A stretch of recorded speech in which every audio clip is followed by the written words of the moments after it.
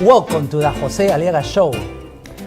And today I have a special guest. His name is Marko. Matt is a businessman, he's a political activist, and also he is the president of North Oakland Republican Club, NORC, which is a well-known club in North Oakland County. How you doing, Matt? I'm doing very well, Jose. Good to see you. Thanks for having me on your show. Absolutely, really, it's an honor and privilege to have you here. And I tried for many months, just for you know. I tried so long to get Matt here. It was so difficult, but finally fit in his schedule because he's very busy flying here and around, whatever. But I'm so happy that he's here today. Well, it's my pleasure and my privilege. Hey, Matt, you know, we have a lot to talk. We were talking over the phone, and then, and there's a lot going on in the political world right now. And, you know, we're having elections coming up, 2020. And we can start maybe talking about the national. You know, a lot of people in the streets when I'm going around is talking about the presidential election coming up. What do you think about how it's gonna turn? I mean, President Trump won 2016, Michigan. Yep. Do you think Michigan's gonna go Republican this year? I mean, next year. Yep, next year. Well, it's very interesting because usually people use as a gauge as the economy. As if the economy is strong, then the incumbent is in a better position to get reelected. And the economy looks very strong, and it looks like it'll continue to be strong. And all the indicators are leading well. People they have money in their pockets, they're spending. I think confidence is up, and they may not want to change direction. And also, when you look at who the alternatives would be, it doesn't look like there's a real strong alternative to President Trump on the national scale. And like right now, at the point of this show, it looks like Joe Biden is by far out in front on the Democrat side. But you know, he's got a lot of skeletons in his closet, and he seems kind of tired and really not what it seems that the Democrat Party would be really looking for a fresh blood, new, exciting face. So I think that things look good for President Trump from this standpoint. And I think you're right. You see, in 2016, the media was showing that Hillary would win by a lot. Right. And the best poll for Trump was 38%. Right. But end up different. At that time, we didn't know what Trump is going to do, and that was the point of the Democrat side, because they said that he's going to stay or whatever. At this point, the economy is doing well. The stock market is doing really well. It's a lot of jobs. I mean, when people search for jobs, they find a lot of jobs. And your point is a very good point. The economy is good. Do you think that, I mean, because I see some of the media and some of the people saying, from the liberal side, that Michigan is going to go Democrat. But I see a lot of jobs, the economy is well. So you think this is just a Democrat strategy to influence voters, but you think it's not going to work because the economy is good? Well, I hope the Democrats continue to say how they're going to win and Trump is going to be defeated and all that, because they did that the last time, and a lot of Democrats may have thought, well, I don't have to bother voting. So I'd like them to think that, so they'll stay home, because I think it's very important that we continue to do what we're doing. And plus, there are some foreign challenges coming up right now too, because at this moment in time, you're seeing North Korea is trying to get our attention again. There's a challenge with Iran. There's also a lot of posturing going on with China and the trade, and there's a lot of very important issues as well going on that we need stability and strength. Right. Now, you see the past election in 2018 didn't turn really well for Republicans. That's right. So what happened? Because the economy was good too in 2018. That's right. Trump showed that, you know, stock market, everything was good there. Yes. The reforms, we saved more money, we spent it well. So what happened in Michigan in 2018? Yeah, and I think particularly in Michigan, what happened was Proposal 1, which legalized marijuana for recreational use. And which I think is actually a good thing. It's and although I think that it's consistent with Republican ideology, because we want less government intrusion in our lives, and we want to promote business. I had a feeling this was going to bring out a lot of Democrats who normally would not vote. And I actually wrote a letter to our Speaker of the House that time, Tom Leonard, and to my state reps and telling them, take Proposal 1 off the ballot and legalize it legislatively, because otherwise you're going to have a big wave of Democrats come out. And that's exactly what happened. So because of Proposal 1, it was a lot of people that just want to support Proposal 1, but also vote Democrat and raise more voters to go from the left side. That's right. It gets people's attention to come out and vote. That's something they got excited and passionate about. Right. It wasn't because Trump. It wasn't because, we didn't have a good candidate. It was because this proposal raised more voters in the left side. Yeah, Trump was not on the ballot. Trump wasn't the And it was a gubernatorial election, which is big, and it was an open seat, and there were several open seats. And of course, we had a Senate election there. But I think it was mainly Proposal 1 that brought out a lot of interest. That won't be on the ballot. It's something like that won't be on the ballot, as far as I know at this point in time, next year. So. No, you're right. And you see, usually what I see, governors tend to be re-elected for one more term. And when they are term limit, the following governor is going to be from different party ID. That's right. So I think is what happened too. And besides, also the Proposal 1 probably hurt more to the Republican side. And there's other things going on now too in Michigan. For example, in the past few days, we saw some legislation for auto insurance reform. And the governor's already said she's going to veto this. These are things that people are passionate about, auto insurance and then repairing the roads. And there is a link between these two and the funding for that. And the governor never mentioned how she wanted to raise the gasoline tax, 45 cents.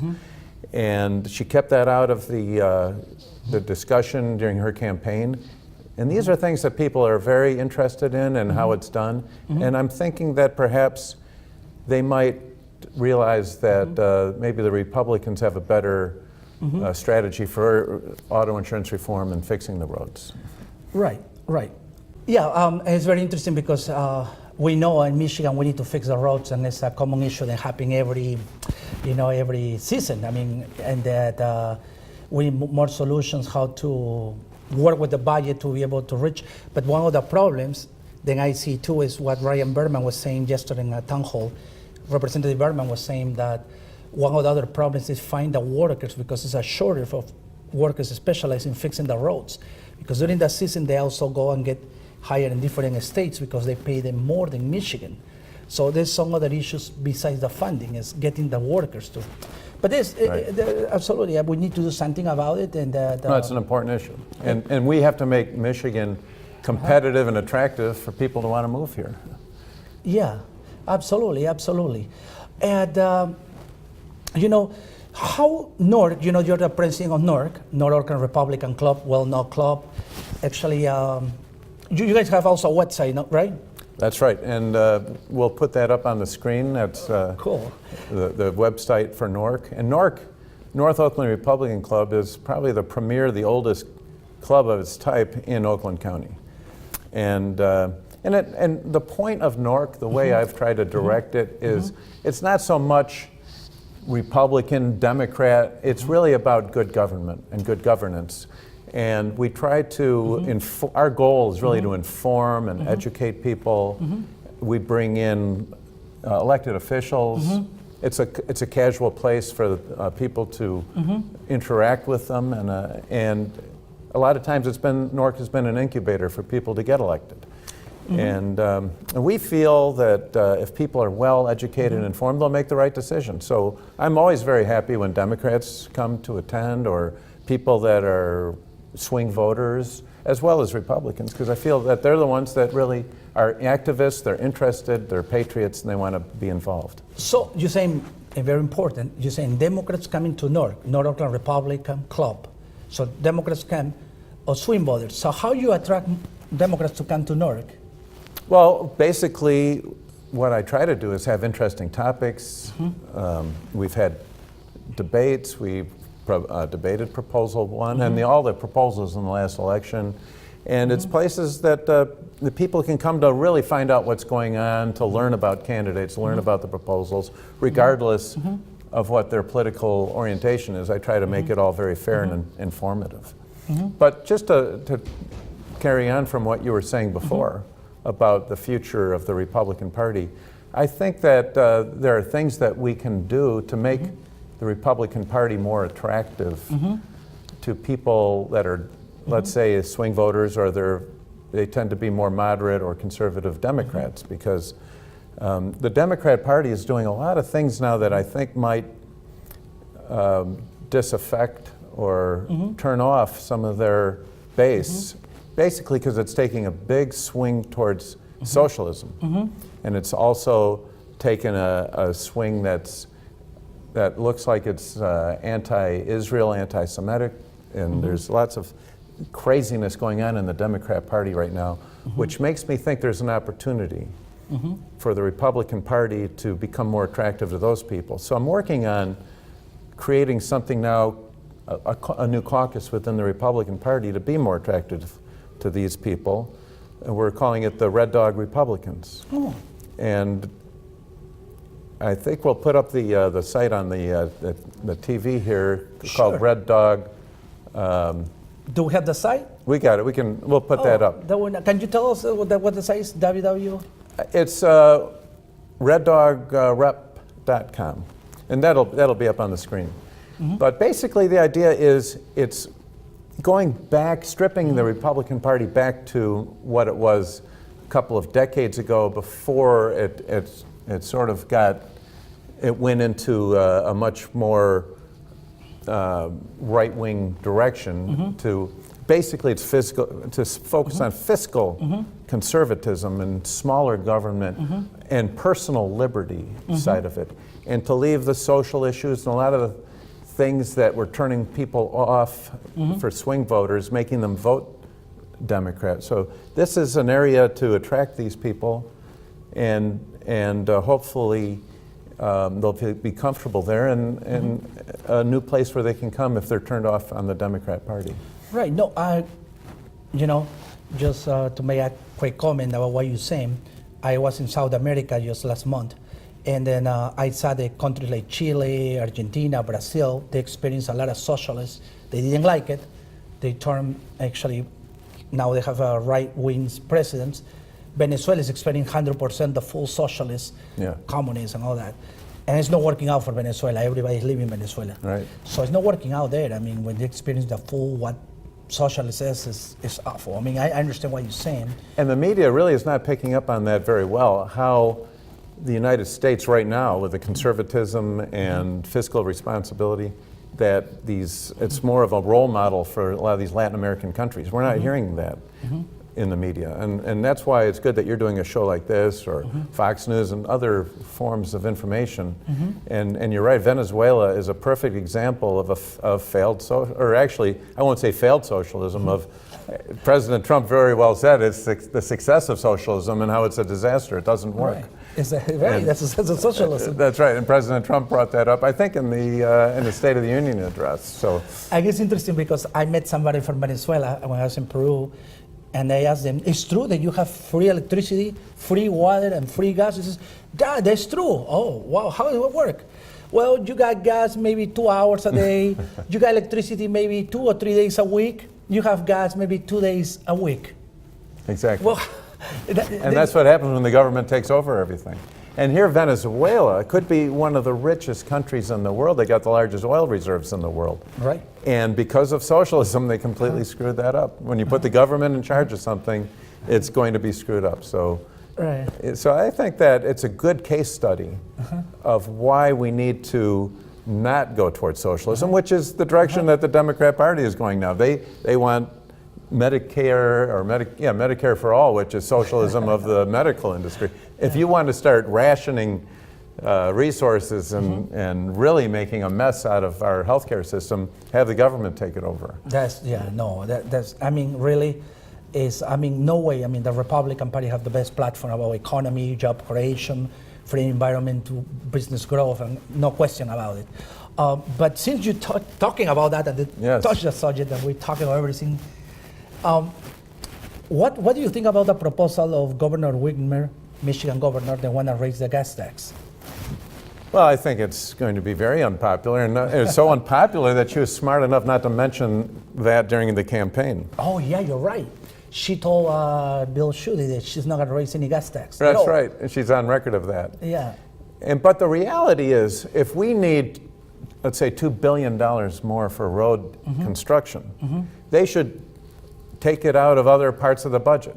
Michigan has a $54 billion a year budget. And I can't believe that that's all needed. I think there's a lot of savings that could be done, a lot of privatization. Really, if the government is doing something, if it's running something, they should get out of it and put it up for bid, save a lot of money. And there's going to be a lot of savings with prevailing wage, which has been eliminated. And then new revenues are going to come because of the Supreme Court decisions about things like internet purchases and sales tax applied to that. There's going to be retail marijuana, which is going to be generating a lot of money. There's also the legalization, because of the Supreme Court, on things like online gambling and sports betting. This is all going to be generating a lot of new revenue. But I tend to think, and there's also other things that there could be a lot of savings. For example, people that are not citizens, that are undocumented, are getting they're getting social services up to the tune of about $1 billion out of the state of Michigan. There's a lot of savings that could be found in a lot of places. So I would say just give the $2 billion more a year towards our Michigan roads and take that out of somewhere else. And another thing that we got to be careful of is something that happened in previous administrations. They borrowed money by floating bonds for building roads way back then. We're still paying the interest on that up to the tune of like, I think it's more than $250,000, or it's even beyond that, a year. And so there's savings there. So we want to also make sure that we don't mortgage to the future what we do. So I'm afraid that's another thing the governor might try if she doesn't get her gasoline tax increase. Yeah, it seems to me that we're going back to Gradholm times. It's like looking that way. I hope no, because I think overall Schneider did a good job. We have more jobs, the economy was stable, Michigan was doing well. Hopefully we're not going back Gradholm times. I mean, that will be sad, but you're right. And we got to be, keep an eye on Oakland County right now, because Oakland County has been one of the best run counties in the country. The AAA bond rating, it's been a good example of conservative leadership from Brooks Patterson. And unfortunately, Brooks Patterson, because of his health issues, he's not going to run again. And now, unfortunately, because of what happened in the last election, for the first time, Oakland County has a majority Democrat party which is running it. And let's say if Brooks Patterson has to leave early from the office, then it would be that Democrat majority that would pick the next executive of Oakland County. And in today's Free Press, there's even something about how the Democrats and the Oakland County commissioners want to raise the minimum wage up to $15, and not only for the employees of Oakland County, but to give an edict that all the contractors and all the people supplying Oakland County stuff also are paying that higher wage. And this is just total incompetence of understanding of economics and things. So they're going to raise their costs up and all that. Where are they going to get the money for that? They're going to have to either borrow it, they're going to have to raise taxes. These are things that will threaten Oakland County's AAA bond rating and its competitiveness with other counties. And it's just a shame. So we got to be very careful that people understand we've got to get that county commissioners back to the Republican majority, and we've got to elect a Republican executive for Oakland County. That's a very good point, because a lot of people were talking about that, what happened, who's going to appoint the next executive for Oakland County, you just said. I didn't know that, but it's very interesting, the scenario. And you know, I remember Ronald Reagan used to say that it's not like government tax too little, it's like government spend too much. That's right. That's what we're seeing right now. And we don't want to see that in Michigan, but we want to see more real solutions like what you're proposing. And the problems, it's not that we're being not taxed enough, the problem is we're spending too much. And that's the same thing true with the federal government, that our national debt, I see, is our biggest problem. At $22 trillion, that our servicing that debt is going to be the biggest line item, that we've got to cut that down. You don't hear any of these candidates talking about cutting the national debt. And there again, the problem is that that we're spending too much. It's not that we're being not taxed too little, it's that we're spending too much, and there's so much that can be done to cut the waste and I mean literally to reduce the size of the federal government. And we can do the same with the state government. But since you talk about these candidates, and I know it's sad to say, but my opinion, sometimes the Democrat side, the only proposals or solutions most of the time they bring is raising taxes. They don't understand basic economics. I got that. But all these candidates that we see in the Democrat primary, who do you think is a little bit okay, or is anyone that you think is? Well, it's and you're talking about for the presidential race. There's at this point in time there's about 21 candidates running, and who knows? By the time this thing airs, there might be 25, and there could be 30 by the end of the day. I don't see any Democrat candidate right now that is showing any sense. The only candidate that's not Donald Trump running right now that has even mentioned the national debt is Howard Schultz, who's running as an independent. And I'm glad he's running because he's, again, a businessman, sort of like Donald Trump, an outsider, and I like the idea of a non-politician. So I think it's a good thing Howard Schultz is in there, and he might help turn the direction of the conversation towards the national debt and more logical business things. But among the Democrats, it's amazing how they want to raise taxes. They want to reverse completely the direction that President Trump has taken us, which has proven to be so successful. And when you have success, why do you want to change course on that? No, I agree with you. I mean, do you see any Democrats that you think are better than the others? Or? No, I don't. I mean, I quite frankly, I don't. Even socialist policies, when I see in South America, it's terrible. I mean, in Brazil, they used to have socialists, they experienced the full socialism, blah, blah, blah. It was as successful as Venezuela. They keep them out, then elect somebody like very pragmatic, like who is far right, who is a Bolsonaro. He speaks the same, like Donald Trump, but in Portuguese. He got elected, they are happy with him. Jobs are going up. I mean, things are changing dramatically in the right way in Brazil. Same thing Argentina, same thing Chile. El Salvador was socialist almost forever. Now they got somebody who's far right is doing the right thing. I mean, I'm not talking about just the right side, far right in El Salvador. I mean, the media don't talk about these things, but this is happening in Latin America. They don't want to be socialist anymore. And I think one of the best examples in Latin America, best case study, is Chile. Yeah. Chile had a horrible economy. It was socialist. It was mired in big government. It was protectionist and all that. And then Pinochet came in, dictator, which is sometimes what it takes to get things done. And he did a complete change of direction. He brought in these economists from, I think it was the University of Chicago. Yeah. They basically put through a program that they suggested to him of getting rid of the government control of everything, privatizing, doing away with this protectionism that they had. And it took a dictator to get this done quickly. It was unpopular, but as a result, Chile has the strongest economy in Latin America. It's probably the only first world country there. And it's a great role model, and I think that that's one that we should. They even privatized their social security system, which is something we should look at. We can use them as a role model, which would be good for this country. Right, Chile. Actually, what Pinochet did is actually put the economic capitalism, economic policies, and that's how it changed, attract more investments, and they utilize the resources really well. And then just for Chile is doing well, so is Peru in that way. Peru has been having a free trade agreement with the United States. It's a lot of investments going to Peru as well. Those two are doing really well. The rest of it, they has been spending a lot of socialists. They're not doing any well. Brazil, actually, they was doing terrible.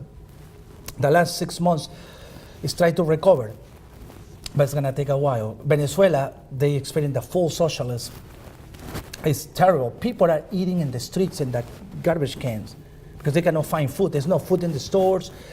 A professor, a teacher make $5 to $7 a month. So you exchange $7 US with Venezuelan currency, you get tons of bills like this. And they have inflation through the roof, and their currency has become more and more worthless.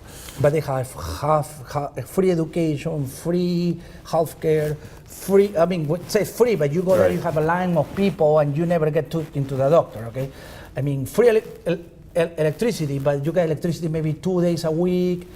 Free water, you may get 1 day you get it, 3 days you don't get water, so you don't get shower, you cannot cook. I mean, it's no food. I mean, it's terrible what happened in Venezuela. And this is what the Democrats are doing to try to lure voters, since our economy is so strong, is that we're going to offer all these freebies. And one of the ones they're focusing right now is to pay off people's college loans and debts, and which would be a horrible thing only because, first of all, it would cause tuition prices to go up even higher. It would add a ton of money more to our national debt. And plus, if you take what is now an unsecured loan, which is college, and because people can't declare bankruptcy on that, it allows people to at least get the loan. If they put in rules that say you can declare bankruptcy on this unsecured loan, nobody would get the loan. Banks, nobody, the government wouldn't, it would be too high of a risk to give a loan like that. So it would make education a lot harder for people to get because they won't be able to get the loans. And this was something that Obama did in 2010. He nationalized the college loan system. And then he basically said, I'm doing this as part of Obamacare to help pay for Obamacare. We're going to lend the money and then make the spread like a bank does to help pay for Obamacare. Now these Democrats are talking about erasing that, so it totally makes a fallacy out of all those numbers again. So it just shows how it's a shell game and it would be just a bad thing. And this is what they do. They try to just talk about, oh yeah, we're going to pay off your loans, we're going to do this. It's all about free giveaways to try to attract people. Hopefully the American voters will be smarter than that. And I think they have proven that they are. Yeah, I don't see any good solutions coming from the Democrat side at this point. I believe we need to help the students to get maybe more affordable tuition, help them out. But I disagree totally with giving things for free, and because it's nothing for free, somebody have to pay for it.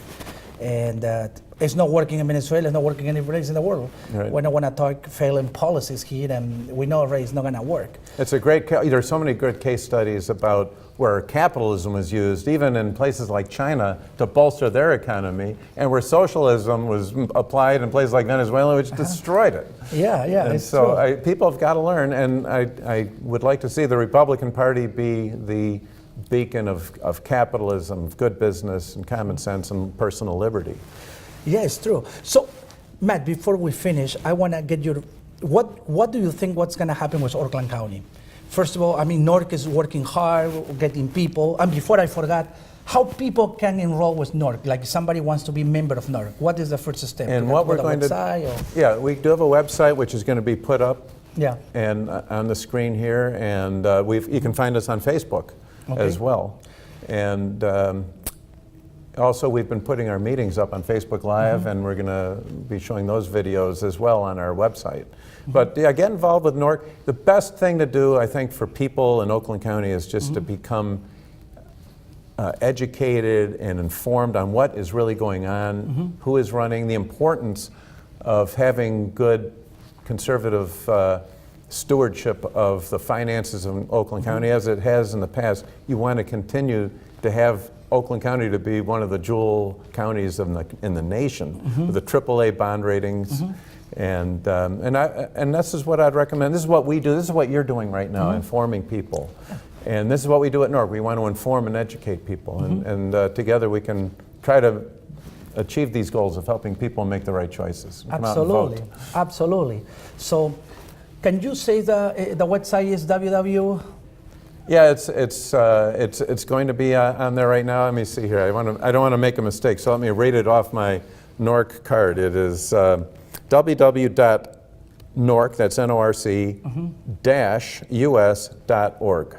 Great. That's good because a lot of people always ask me, how to be part of NORC. I have people, I post, some of the meetings on my Facebook. It says, hey, how can be a part of NORC? I give some instructions, go to the website or something. So it's good that now, because a lot of people watching right now, I'm pretty sure they're liking the ideas, the philosophy, and they want to be more educated, so they can go to the website. And I've also given the production manager here my personal email he can put up, which is matthewpmarko@gmail.com. If people want more information on NORC or Red Dog Republicans or anything else, you know, it's all about trying to help people, the activists who are patriots, make the right decisions. So before I finish, I want to ask this question. So which you said before that the Republican Party, I mean, lost the majority seats on the county commissioner, Oakland County. Yes. So we lost one seat, I think, in Waterford, one in Novi, couple or three or something like that. So do we know who's going to be the candidates here, who's going to be running these primaries for those kind of seats? Yeah, we don't know yet, but I mean, I've heard some rumors about some very good candidates. I don't want to mention their names right now because it's up to them to announce it, but you keep your ear to the tracks. And also we're curious to see who's going to run for county executive. And there's some questions there. I know that we were wondering if Sheriff Bouchard would want to run, but I've not heard any confirmation on that, for example. Yeah. Well, somebody says Marko may run, so I don't know. Yeah. I don't know. I think the name Commissioner Aliaga would sounds good. No. You're a great candidate, though. I mean, you have name recognition. People like you. I mean. Well, I will say one thing that we have in common: we both ran for state representative in the last cycle, and we had fun sharing notes. And it's a shame we would have had fun together if we were working in Lansing, I think. But we'll always continue to have fun. Absolutely. And I don't think people know this, but I took the liberty of asking you to be NORC's membership chairman. Absolutely. And I was so pleased that you accepted that. And you've done a great job bringing in more members. And I think you're a great asset to whatever organization. So thank you for accepting that appointment. Thank you. Well, thank you for being here. Thank you for inviting me. It's been great to be here with you. Absolutely. Anytime I get to talk politics or government with you, it's always, we have fun together. Thank you. And I'm pretty sure everybody that watched this today, they enjoy it, they learn something new. I did. I learned a lot of things. You're always an enjoyable person to have, and Gracias. thank you so much. Well, that is all for today. And you can follow us on Facebook. You can type on Facebook, The Jose Aliaga Show, or you can call me at 248-736-7163 if you want to be on my show. I'm happy to have you here as a guest as well. Thank you so much, and God bless you. Adios. Adios.